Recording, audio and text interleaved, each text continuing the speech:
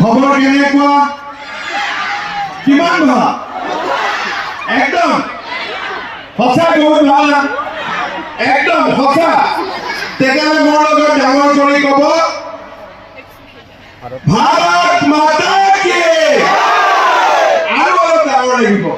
ভাৰত মাতা কি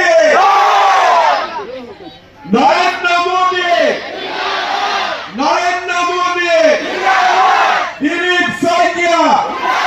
Dilip Saikia BJP AGP একদম খবৰ ভাল মই গম পাই গলো বিহু খালে নাই ভাল কৰি